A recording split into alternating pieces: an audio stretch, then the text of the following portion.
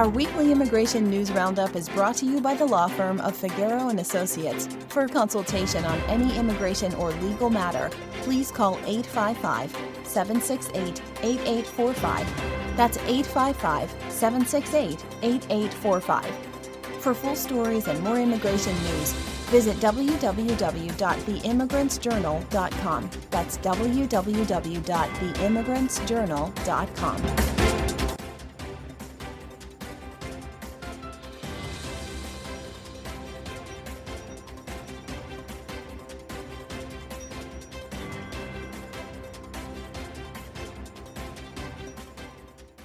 Hello, my name is Mary Campbell, legal assistant at the law firm of Figueroa and Associates, and your presenter with this week's immigration news.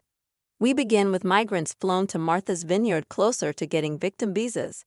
Many of the migrants who were sent to Martha's Vineyard by Florida Gov. Ron DeSantis in 2022 have cleared a significant hurdle in their efforts to obtain visas for people considered victims of crime.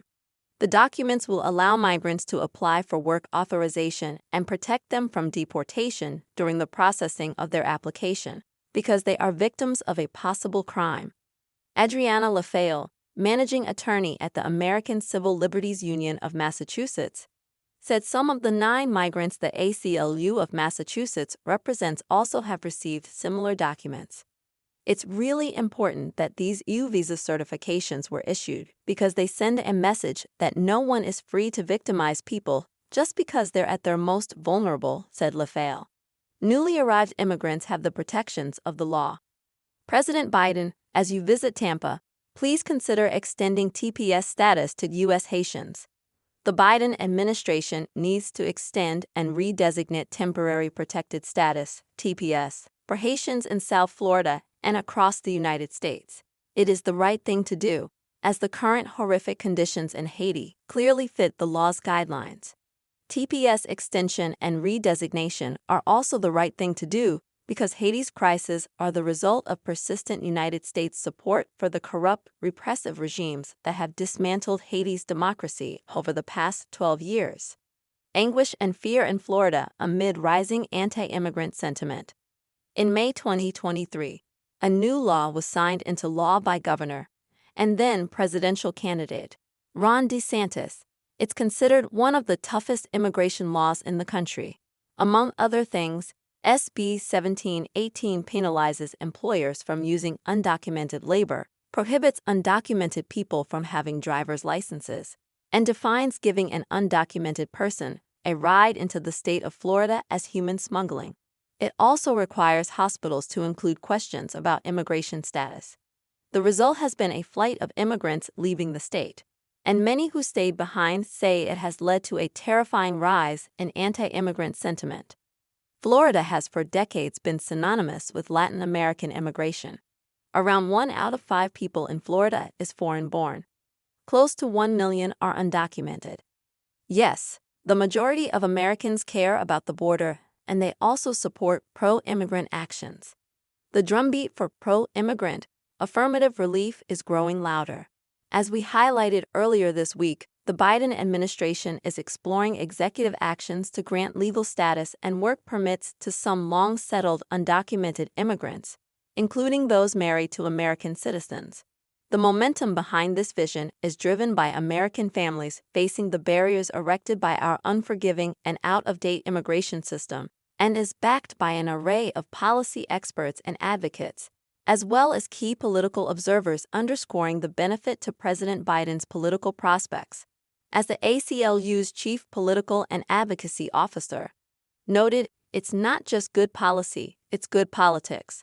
Recent polling shows that 2/3 of voters in swing states support expanding work permits for undocumented immigrants, including long-term workers, farm workers, dreamers without DACA, and spouses of U.S. citizens. Meanwhile, in New York, a Brooklyn man is targeting recently arrived migrants and allegedly taking their wages. Francisco Giron has been accused of stealing workers' wages for nearly a decade.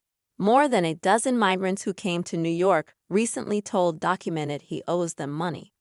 State records show that Giron's pattern of alleged wage theft has existed for nearly a decade, as several former workers have accused him of stealing their wages, and Giran and the companies associated with his name owe tens of thousands of dollars to workers and the state from as far back as 2015.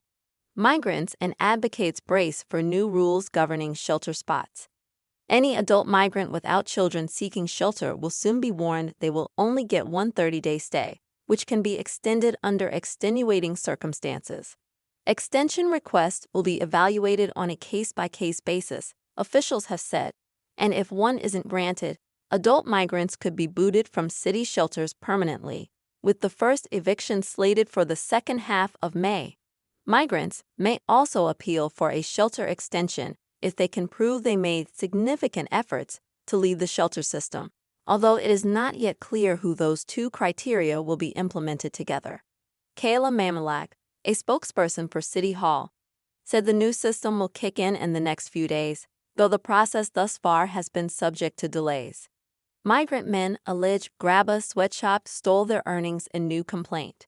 Weeks after the city exposed a Brooklyn sweatshop where women say they got sick processing tobacco sold in local smoke shops, two former workers at a Queens hot ed Grabba factory filed wage theft complaints with the state. Two Ecuadorian migrants working in a Queens factory packaging loose Grabba tobacco sold by a popular New York-based street brand have filed wage theft complaints to the state labor department, alleging thousands of dollars of unpaid labor and overtime. The complaint against Hot Ed Grabba LLC comes weeks after women in a Brooklyn factory filed papers against the company with the New York State Department of Labor and the Federal Occupational Safety and Health Administration, alleging wage theft and dangerous working conditions. Advocates. Adams' budget doesn't go far enough in restoring funding to support immigrant New Yorkers. Murad Awade, President and CEO, New York Immigration Coalition. Although Mayor Adams is willing to acknowledge contributions immigrant communities have made to our city, he consistently chooses short-sighted fiscal policies that will impoverish and divide us. Citing the efficacy of his 30- and 60-day shelter limits, Adams callously took an out-of-sight, out-of-mind position towards our newest arrivals, falsely claiming reducing headcount had no negative impact on the families in need. It's this kind of penny-wise and pound-foolish planning that will lead to more people living on the streets and more kids missing school. Our city needs to invest in permanent housing to help families on the road to self-sufficiency by expanding city AEPS housing vouchers to New Yorkers regardless of immigration status. We call on the city to continue to build on the restorations in the executive budget for language access, early childhood education, and secure continuing funding for key programs that serve our communities. In other news, DACA renewal delays forcing Hadestown actor to temporarily leave show highlights continued need to pass permanent relief. The recent saga around actor J. Antonio Rodriguez's abrupt departure from his hit musical production shines an important light on the continued need for permanent relief for 600,000 immigrants protected by the Deferred Action for Childhood Arrivals (DACA) program. Last month, Rodriguez had to withdraw from the Hadestown musical, which is currently touring the country and features the actor in a leading role. But this was no standard departure, as Playbill noted. Rodriguez's authorization to work had expired following months of processing delays, forcing him to temporarily pull out from the show. He is not alone, Playbill continued. It's been reported that due to the current backlog of immigration cases, the U.S. Citizenship and Immigration Services has delayed processing DACA applications, the report said. The agency has reported that renewals are being processed at an average rate of 2 months, though reports of longer wait times are increasing. Finally, data snapshot: Middle Eastern and North African immigrants.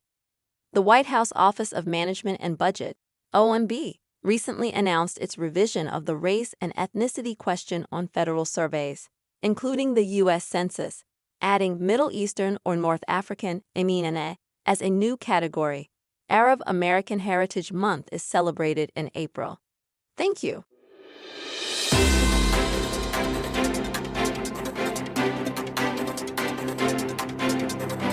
Our weekly immigration news roundup is brought to you by the law firm of Figueroa and Associates. For consultation on any immigration or legal matter, please call 855-768-8845. That's 855-768-8845. For full stories and more immigration news, visit www.theimmigrantsjournal.com. That's www.theimmigrantsjournal.com.